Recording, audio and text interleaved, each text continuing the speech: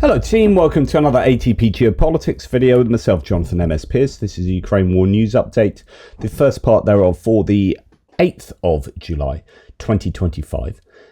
We're going to start with the Ukrainian General Staff figures for the Russian losses for the day before. All the usual caveats apply, of course. You can find them linked in the description below. 1,070 personnel lost. That is slightly less than on a couple of previous days, but round about where we'd expect it. 0 tanks, obviously below the daily average there. 4 troop-carrying AFVs. They really aren't using many of these pieces of equipment. I've seen a number of videos recently where they've said, here are the Ukrainians repelling a rare attack using mechanized equipment from the Russians. And the videos invariably have like 3 bits of kit, like an APC, a tank that's been turned into a track garden shed, and some other bit of kit. And you're like, well, okay, so even when the videos are and the sources are claiming this is a rare mechanized attack, it's not like 15, 20, 30 bits of kit. There's 3 bits of kit. That is now deemed a rarity.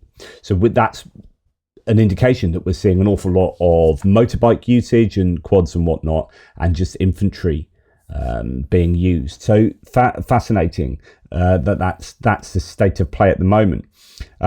So 4 troop carrying AFVs, 41 artillery systems. That's still pretty high. The Ukrainians consistently taking out a pretty large number of Russian artillery pieces. That is about double the daily average.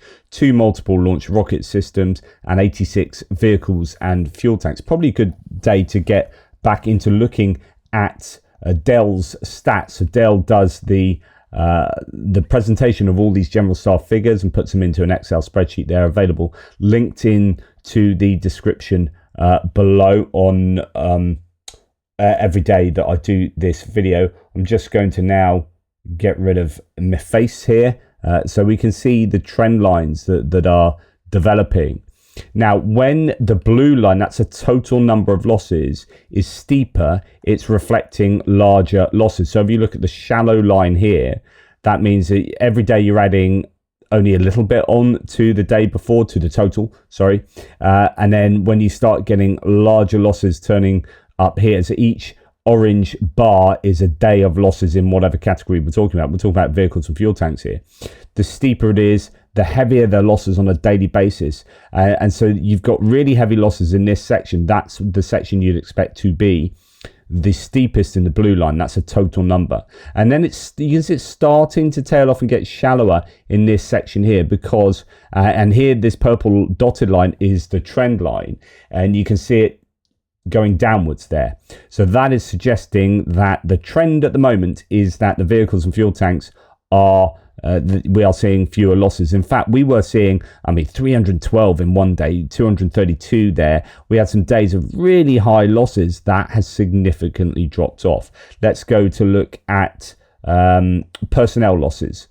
So these are obviously your troops, and we can see a significant drop off in the trend line. We have a steeper area of the line here, suggesting that the Russians are losing a lot more in this period. But when you go back to the beginning of the war, look, we were amazed when there were days of over 500, and then goodness me, that took off. Then it sort of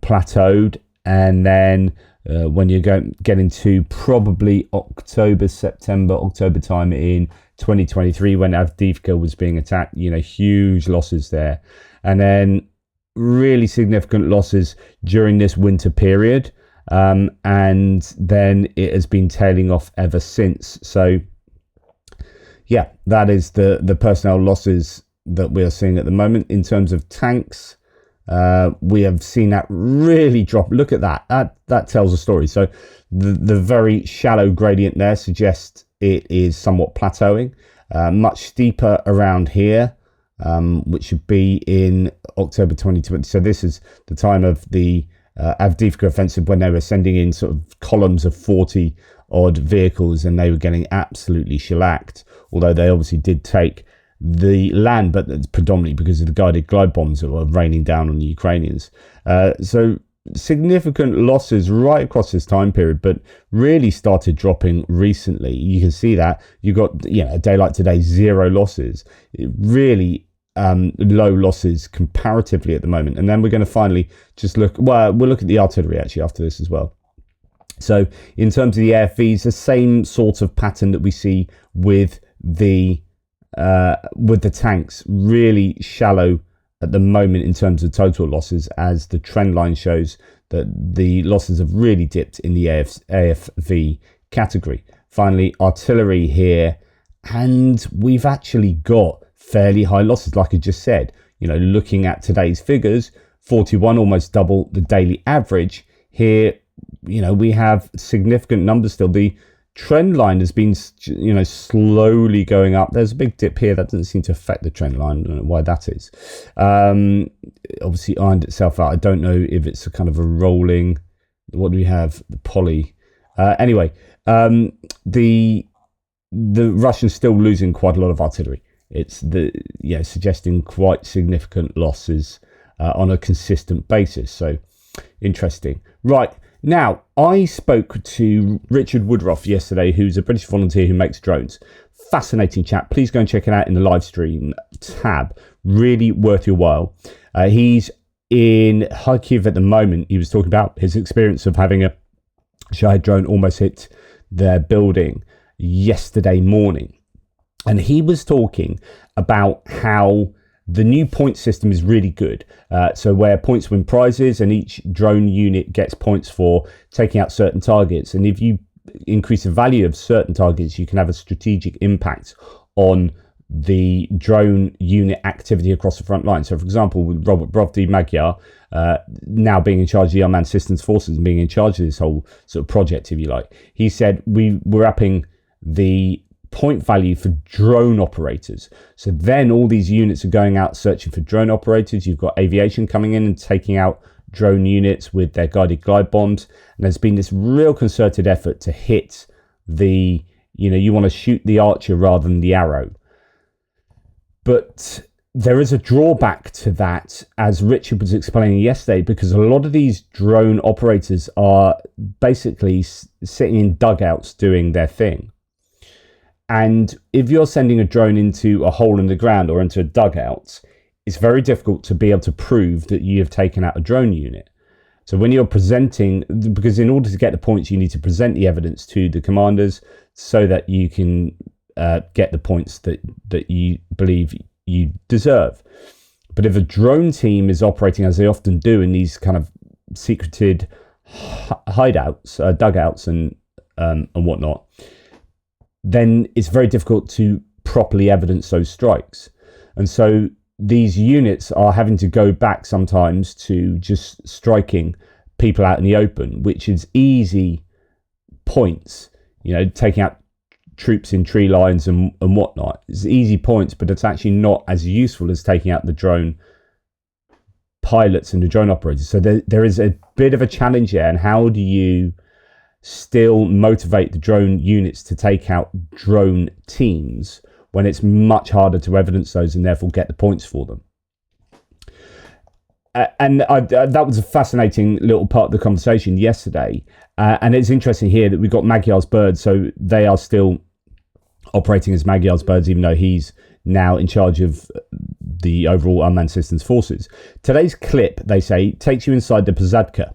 This is a thin shelter belt that slices across Ukraine's open steppe.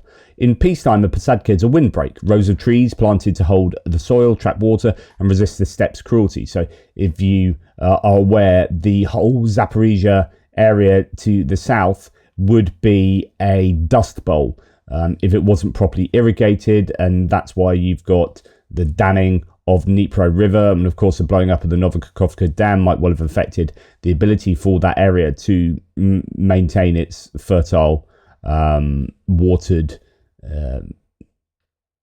characteristics. So the other thing, other than irrigation, is windbreaks. So many windbreaks across the area to stop the wind whipping up the soil, the topsoil, and sending it in, returning the area to a dust bowl. So it's really important. But this is where the war is taking place, in these windbreaks. sort of similar to the Second World War, but in France, and slightly different form of hedgerows and whatnot. But in peacetime, a Posadka in a windbreak, rows of trees planted to hold the soil, trap water and resist the steppes of cruelty. In wartime, it becomes a green kill zone. The most brutal fights take place in Posadkas. This is our Posadka, effers, a phrase shouted in battle by soldiers of the 3rd Assault Brigade. It was captured on video and spread across the internet instantly, resonating with millions. Why? Because it hits every Ukrainian deep down. The will to defend what's ours, to bite the ground if we must. The phrase became a symbol. You'll see it on patches on walls on the backs of those who fight. Today's video is released uncovered, no blur, no filters. Magyar's birds are clearing the Posadkas with no mercy. Yobliks thought the greenery would hide them, but this is our Posadka. They stepped into a grove and found a grave. It's almost poetic, some of this stuff. But anyway, I'm not going to play that to you because it is pretty brutal video. But this is a video where you see fighting in these Posadkas, in these tree lines, thin tree lines, as the Russian soldiers are trying to get what little cover they can, and they are mercilessly hunted here by the Ukrainian drone operators. It's pretty harsh from Magyar's birds. Sometimes you ask us for raw footage. Here you go. Sensitive viewers don't watch Ruski. Do watch. Watch slowly. No skipping. So there's a whole 2-minute montage there and another one below of really brutal attacks of Russian soldiers. And the reason I'm showing you that is just to give you a little context of these tree lines, but also this idea that the units are going out and hunting these soldiers because this is easy prey and you get easy points. It's like I talked about it being the gamification of warfare, but it's not. It's a performance management of warfare. This is just performance management. In the same way that you get performance managing most jobs these days, and you have to hit your targets, you have your key performance indicators. The key performance indicators for these guys are, taking out as many targets as possible, hitting your target, right? And that is absolutely integral to warfare, I think. It's nowhere else in the world is it as important to hit your targets as in warfare, because if you don't hit your targets will hit you. And I mean that in both uses of the term target there. Like, it is really important you get performance management going on in this war, in any war, I guess. It's, you think, it's almost, you think it's not warlike. That's the sort of management we should have in corporations and council offices and whatever. No. Absolutely necessary to make sure that people are operating to their optimal and they're hitting the targets that the scapegoats management needs. Fascinating. Anyway, in Europe, this is a sad story, but it's not the first time this has happened, right? In fact, we have seen previously a bunch of surrendering Russians be hit by artillery because the Russian hierarchy didn't want, they'd rather dead Russian soldiers than surrendered Russian soldiers. That's the calculus from the Russian command. They try and scare the Russian soldiers into not surrendering. They'd rather have them commit suicide or run backwards into the barrier troops. Here, we have a sad story of in the Orikhiv area, as a Russian soldier attempts to surrender, but is eventually killed by his own side. After raising his hands and following a Ukrainian drone, his commanders noticed and ordered artillery fire. When that failed, they deployed a Molniya kamikaze drone, striking him directly. So they took him out with their own drone as he was surrendering to the Ukrainians. That's a war crime in reverse type thing. And then we have another overt war crime here, or an attempted one. It's absolutely despicable. It's in Kherson. You got the human safari. It is terrible there. Zarina Zabriskie has her human safari documentary out, by the way. That's free to watch at the moment. Russian Telegram channel close to the military continues to publish sadistic videos of human safaris to old Soviet pop tunes. The posts contain threats to all transport and critical infrastructure and recommend moving. Forced displacement is a crime against humanity. So here we have a civilian cycling on their riding on their bicycle, and a drone dropping an IED that pretty blows up right next to this cyclist. But the cyclist, I think, continues to cycle there. But it is absolutely hideous. I don't know what happens. I don't know if they end up coming off the road and being injured and whatnot. It's just like, it's another war crime by the Russians. We saw them in the Kherson region yesterday, a video of them taking out a family who are fruit picking. We saw them taking out a rare white pelican flying in the air. We saw them hit an emergency vehicle, a fire engine, in a double tap strike that had come to save lives and put out fires, and the drone targeted purposefully the bright red fire engine.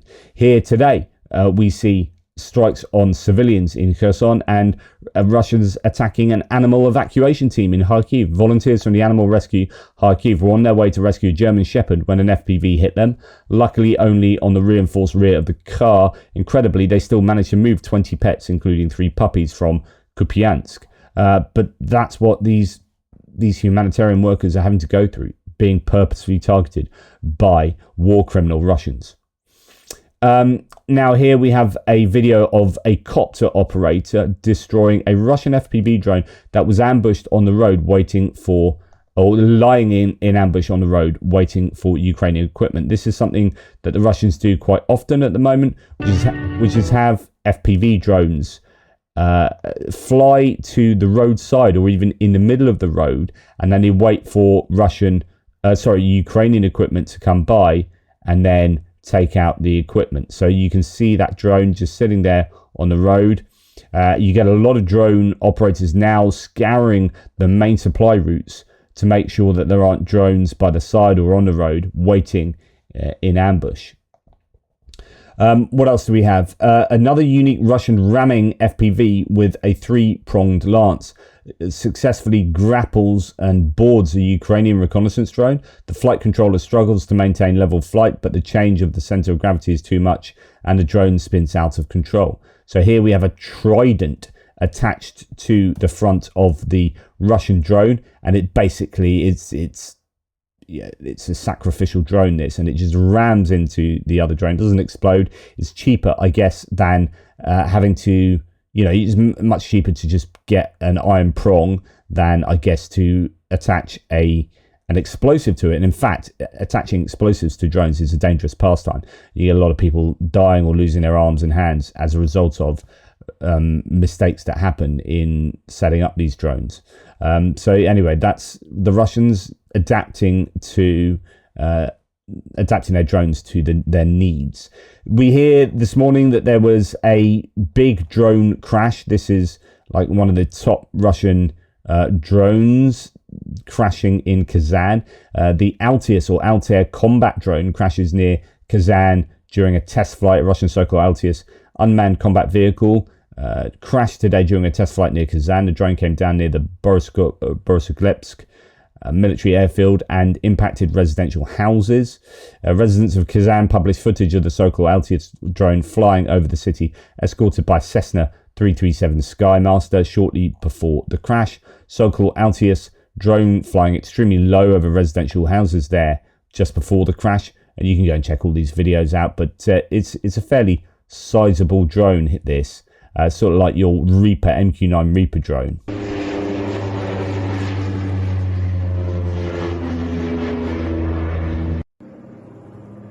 And that looks like it's just going in to crash.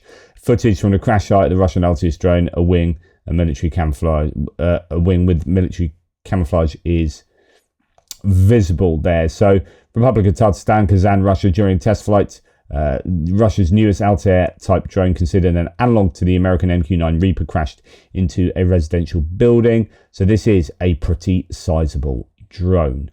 Okay, now, goodness me, we have had some activity in terms of suicide and purges and assassinations.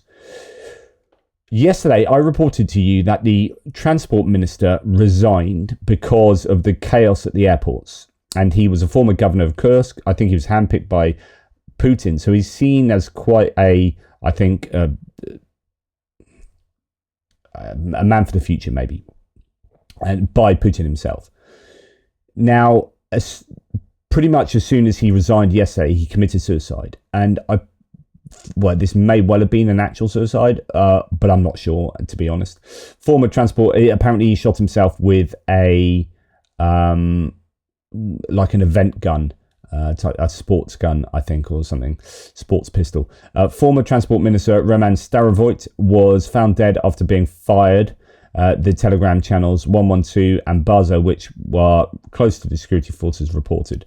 So he resigned, or was fired, and then was found shot just hours afterwards. According to them, the official shot himself at the home in the village of Mayakinino. Sources say it was a reason could have been a criminal case. Testimony against Starovoit was given by the former head of the Kursk region, Alexei Smirnov, who previously worked as his deputy and is now arrested on charges of embezzlement during the construction of fortifications in the region. So, there's all sorts of crazy stuff going on. Later, the investigative committee confirmed Starovoit's death. According to the agency's official representative, Svetlana Petrenko, the former transport minister's body was with a gunshot wound was found today in his personal car in the Odintsovo urban district. The head of the State Duma Defense Committee, Andrey Korneychuk, told RTVI that Starovoit died, quote, quite a long time ago, but did not specify when exactly. A pistol was found near the body. Preliminarily, this is an award weapon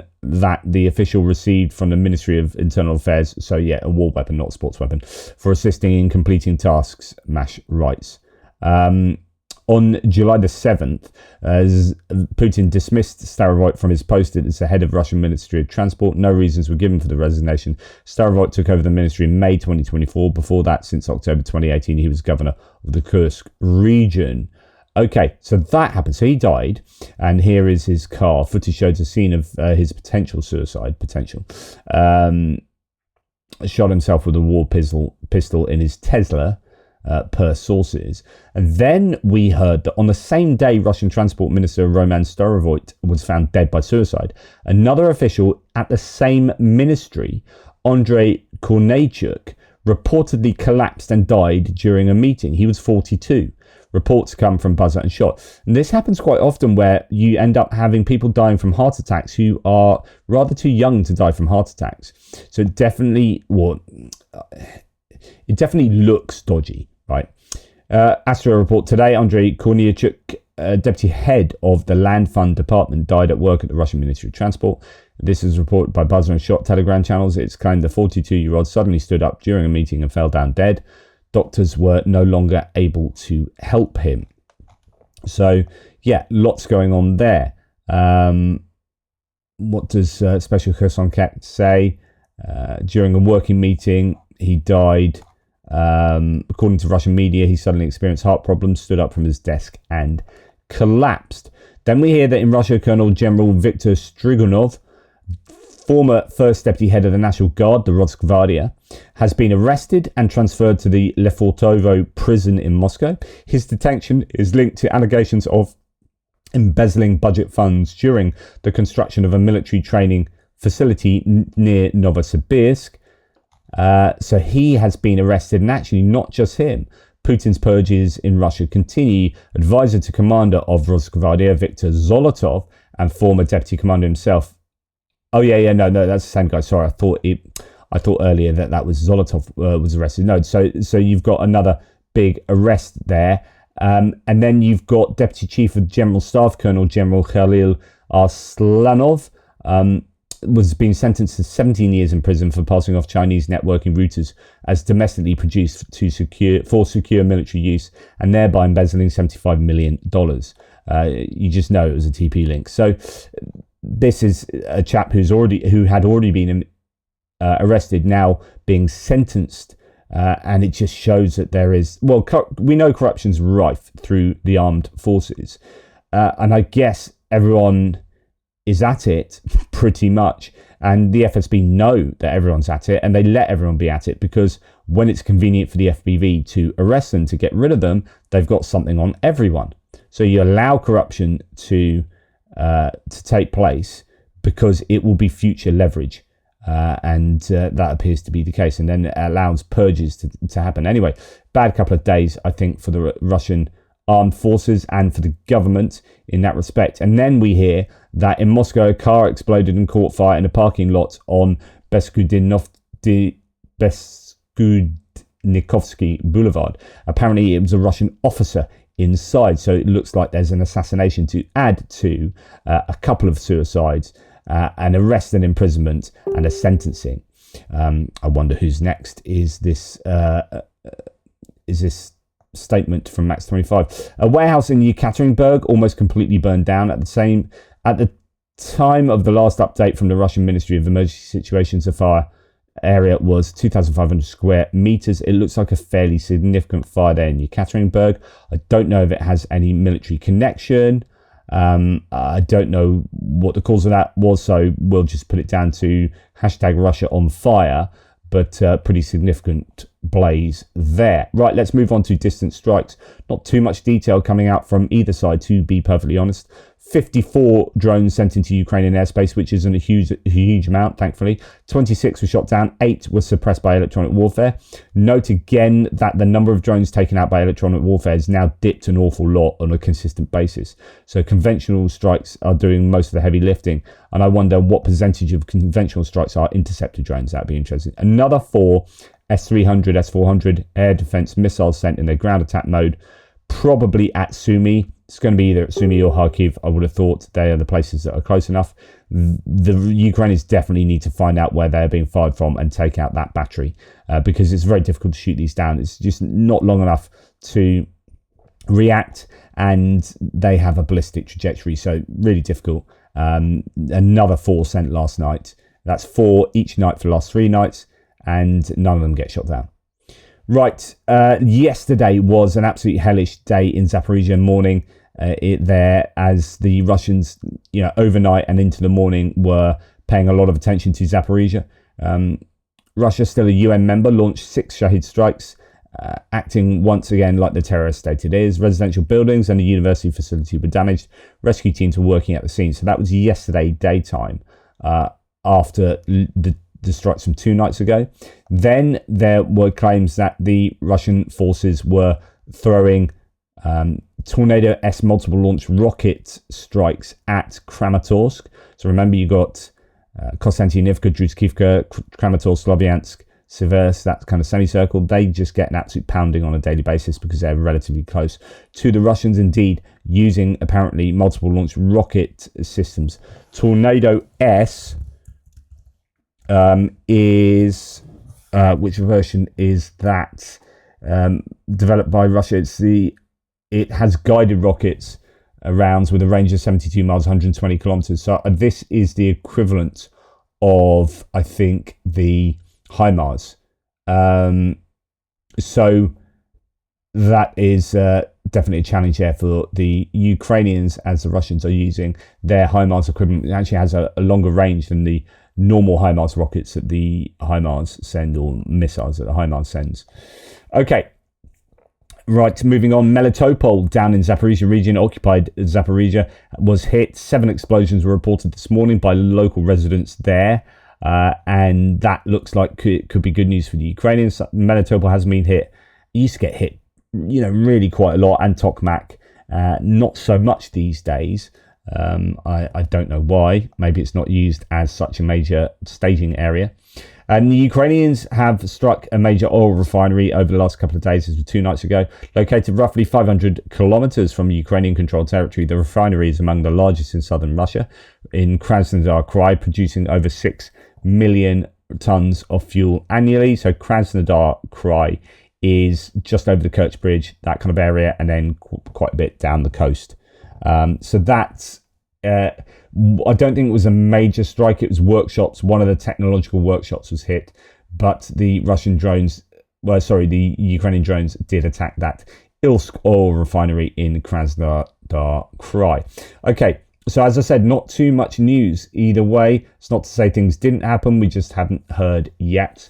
On to other bits and pieces. So for the first time in 3 years, Russia is assaulting the Zapolysia front line along its entire length. Now, I showed a little bit of this, but I didn't really go into too much detail in the Zapolysia area yesterday in my Frontline update. And just after I did that, these claims came out that that right along its length, according to one of the commanders there of the 65th Brigade, the Ukrainian commander, said that, yeah, the Russians are attacking right along the length. Their objective is to reach the Mariupol highway, to capture Orikhiv and Kamyanska over here. Orikhiv sort of in the middle as a kind of logistics hub. Orikhiv has been hammered over the years anyway, and pushed towards Shivaka. Basically, it's a bit of a challenge down here, and the Russians look like they may be mounting the offensive there that has been rumoured over the last few weeks. Something to watch out for. So we're going to look at the Russian economy now. I wonder why the Russian government says Rene Duba has started to borrow before the National Wealth Fund has run completely dry. Do they need some money there to keep up appearances of financial normalcy? So this is the decline of Russia's National Wealth Fund, which is a real indicator of how much they're raiding the piggy bank. Well, it's not an indicator, it literally is them raiding the piggy bank. These are the liquid assets, and they have gone significantly down since before the war actually started, just before the war started in December 2021. And then it's been a precipitous demise of the sovereign wealth, or the National Wealth Fund there. And that, gives the impression that things aren't looking good in the Russian economy. Somebody here saying no one forced Russia to invade Ukraine and perform armed imperialism. The Russian Wealth Fund is rapidly running dry. 25% interest rates and massive inflation is destroying the private Russian business sector. Oil price now low and is Russia's main revenue. And indeed, like the claims of inflation and Russian GDP claims are also problematic. So you've got to be very careful about the stats that the Russians are claiming. We'll talk about that in a second. Now, Max 25 here, taken from Shrike News, says the Russian budget is getting worse. According to the results of the first half of the year, the Russian budget deficit amounted to 3.7 trillion rubles. Planned deficit for the year was 3.8 trillion. At the same time, in 2022 to 2024, the deficit was at the level of 3.3 to 3.5 trillion. So that is going up. Expenses are going up, and the incomes, although they might have gone up, that's going to be connected to oil prices almost certainly. So most of the income is going to come from the hydrocarbon sector, and that's why it's so important to get an oil price cap put on the Russians, and so important that OPEC and generally that the oil price is as low as possible. Evgeny Istrobin here says, here's a thread. Data on the execution of the federal budget for Russia for June has appeared. Everything is very bad. Budget deficit in June amounted to 300 billion rubles. For 6 months, the deficit is 3.693 trillion.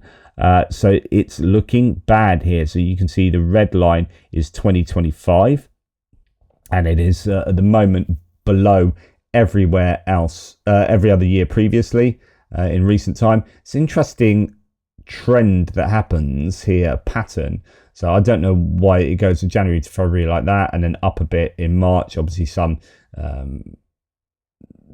economic activity that's the same every year, and then a drop, well, more recently a drop, and it's going to be interesting to see where it goes from there. The accumulated budget deficit has approached the 3.8 trillion ruble mark, which is an updated plan that Putin signed only 2 weeks ago. Now a new plan needs to be drawn up and approved. The main reason for the storage deficit is the decline in revenues. In June, budget revenues grew by only 1.6% over 6 months. The growth was 2.8%. Expenditures in June grew by 18%. So if we go back to what Max 25%, when you have your expenses growing that much and your income only grows a little bit, then you're in trouble. Expenditures in June grew by 18%. Over 6 months, expenditures grew by 20%. The result is, and here you can go and look at these wonderful graphs, dynamics of changes in revenues of the federal budget of the Russian Federation compared to the previous year, and then expenses there. And then the result is that the deficit in 6 months is 6 times greater than last year. 0.6 trillion rubles against 3.7 trillion rubles this year for the first half of the year. The reason for the drop in income is a 35% drop in oil and gas income year on year, decrease in non-oil and gas income from 40% plus 40% to plus 15% year on year. In the current conditions, they need to carry out a powerful devaluation of the ruble to about 120 to 130 to the dollar, but this will lead to an outflow of deposits from banks, which will bring new problems. They have reached a dead end. They have no good solutions, only bad ones and very bad ones. The ability to back off in time is not given to everyone. I'm waiting for their economy to crash like a locomotive into a concrete wall. So some real dire predictions there for the Russian economy and indicators. Just to hear, here's an anecdote, but we are hearing that the harvest has been bad. I think it was 40% or 45%, something like that, in one of the southern regions. Was that Krasnodar Krai as well? I don't know. But here we've got a Russian farmer explains what's happening in the Russian agricultural sector. I'll just very quickly go through this. He says, well, when the rates went up last year, we certainly effing lost it. Then, when the price of effing wheat fell, we effing lost it for the second time. Then, when these effing scum tractor plants raised prices both ways, we effing lost it even more. So they've got business rates going up by the sounds of it. They've got wheat prices going down. And they've got tractor prices and equipment prices going up. That's going to be sanctions and whatnot. So he's like getting screwed every which way. We are still in this effed up state, says this farmer. Only the effing rapeseed saves us. There was a good price for it. At the end of the year, it was effing good for oil seeds. We sold the sunflower seeds well. Whoever the F managed to do it in time. They were told, don't F around, don't hold on to your harvest like your grandfathers did. They should have sold it right away. Whoever didn't do it in time is sucking D now, he says very eloquently. This is a situation with the agricultural market. So basically, for this guy at least, wheat prices are down. All the other variables are really hurting, and it's only that oilseed rate was at a really good price that he could sell that well, and sunflower seeds. And he had to sell that immediately, not hold on to it to try and drive up prices. So yeah, it's not looking good in the agricultural industry. Right, some good news. Trump reportedly told Zelensky he's not, well, we'll get to the good news in a second, but to lay that up, to set it up, fascinating here that apparently Trump told Zelensky that he's not responsible for the US arms halt to Ukraine, which is exactly what I've been reporting, that Pete Hegseth and Elbridge Colby have made those decisions unilaterally because of their own ideology, probably Elbridge Colby. And Trump doesn't have a Scooby-Doo really what's going on. Then there's all this kickoff concerning the halting of aid, where at press conferences, at the Pentagon and the White House, spokespeople are given a hard time, and then they have to take this back to Trump, and Trump's like, what's going on here? And then he gets phone calls from world leaders such as Zelensky saying, hang on, what's going on here? Why have you stopped weapons to us? And then he has to go back to Hegseth and Colby and said, why have we stopped weapons? And then they go, and he goes, stop being a bunch of idiots, you're making me look like a plonker. That's how I'd interpret it. US President Donald Trump told Zelensky during a phone call on July the 4th that he was not responsible for the suspension of US arms shipments to Ukraine, according to the Wall Street Journal. Then we hear that he's going to get weapons to Ukraine. So Trump has promised to send more weapons to Ukraine. Quote, well, in fact, let's listen to a bit of Trump saying something approaching the right thing. On Ukraine, Mr. President, are you planning to send more weapons to Ukraine? We're going to send some more weapons. We have to. They have to be able to defend themselves. They're getting hit very hard now. They're getting hit very hard. We're going to have to send more weapons. Yeah, defensive weapons primarily, but they're getting hit very, very hard. So many people are dying in that mess. So they are going to send some weapons, primarily defensive ones. Good news, because that wasn't happening previously. In fact, it had been stopped. So that is trumping Hegseth, I presume, and Colby. So the statement here, as President Trump's direction, the Department of Defense is sending additional defensive weapons to Ukraine to ensure the Ukrainians can defend themselves while we work on to secure a lasting peace and ensure the killing stops. Our framework for POTUS to evaluate military shipments across the globe remains in effect and is integral to our America First defense priorities. So what they were saying is that they stopped the weapons shipments, not just to Ukraine, but they were just reviewing all of their weapons shipments around the world.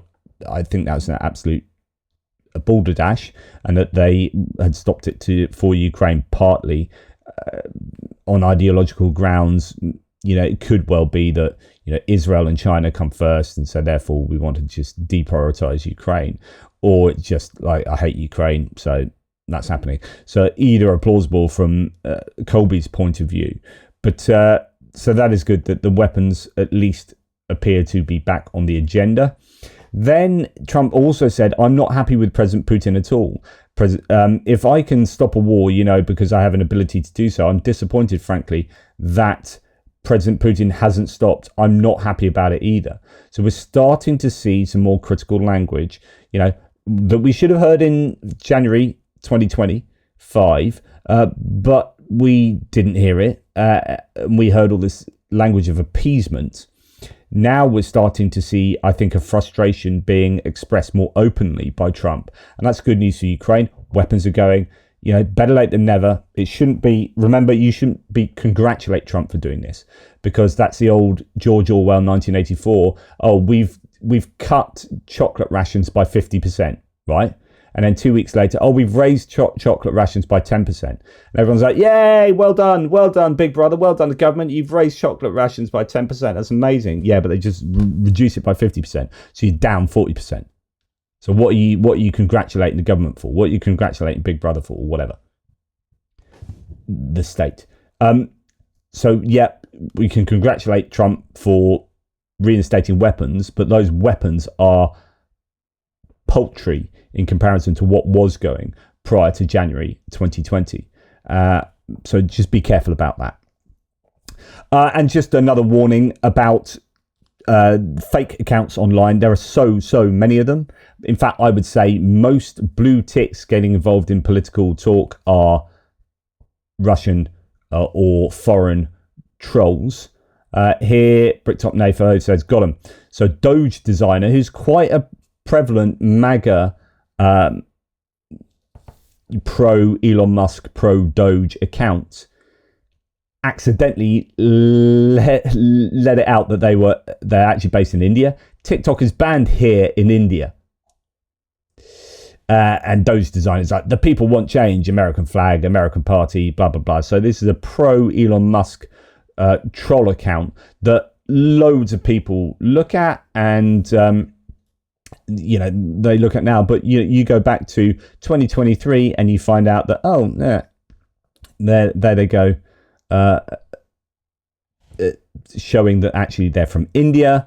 And here we've got one called Zloy Zmei, who appears to be Ukrainian, has a NAFO dog in the avatar, and lol, someone forgot to log out of their alternative accounts. So this is what often happens, is people have like 10 different accounts, like all these sock puppet accounts, and you hop from one to the other and say stuff in different contexts. One might be one might be, you know, a Brexit account, one might be a anti-Ukraine account, one might be a pro-MAGA account, or whatever you're trying to do, and you post different things in different places. But sometimes you answer one conversation with the wrong account, and then it makes it highlights that you are indeed just a sock puppet account. And this one is one of these. Stole kids and took them to Russia as opposed to leaving them in a war zone to die. How terrible. In other words, being accusatory of Ukraine, that it was good to steal kids and deport them to Russia because it's safer for those kids. And this person who's supposed to be like a NATO character says, as opposed to leaving them in a war zone to die, how terrible. So sarcastically, essentially indicating that this person is pro-Russian. And this stuff happens all the time, but just be very wary that you might not be talking to the person you are talking to, you think you're talking to. Right, just to remind you, as we meander to the end here, that at ATP Geopolitics, we are doing a new campaign, atpgeo.com/donate. I'm going to do a separate video, hopefully get this chap on, maybe Arena as well from Jigaspor, to talk about what we're doing. At the moment, we have almost $5,000, which is amazing, of fundraising already achieved, because I haven't really talked about this, really only mentioned it yesterday, so that's incredible. Thank you to those who have done so. There's a menu. I'm going to try and get a raffle going as well, so hopefully that will be in place soon. And it's basically a menu of stuff that you can buy, different drone components to give a decent drone meal to the units that need them. I think it's 47th here that may be the recipients, but I'll talk about that in more detail. And today's output is going to be somewhat delayed, at least delayed, fewer videos, because I have an interview on critical faculty with my friend Hani Selim, where Dr. Aaron Adair and myself, we have co-authored a book. It's a 400-page book on the historicity of the Exodus accounts, critical analysis of that, and we're going to be talking about whether or not Moses existed as a historical person. And I have to go and do some serious reading, because I wrote most of this book back in 2020 and I've forgotten most of what I've written, and I'm now in the process of editing it, because Aaron's finished his parts of the book and I'm now going through the process of editing that, and I've forgotten more than I know, and so I just need to make sure Aaron's going to do most of the talking, I'm sure, famous last words, in this live, but we're going live at 2:00 UK time, so I really need to get some knowledge back in my poor little brain that suffers by just only knowing about Ukraine stuff these days. Anyway, so I will not be producing as much content today, certainly not in the next 4 hours. Thereafter, I might bang out a couple. Anyway, take care. Speak to you soon.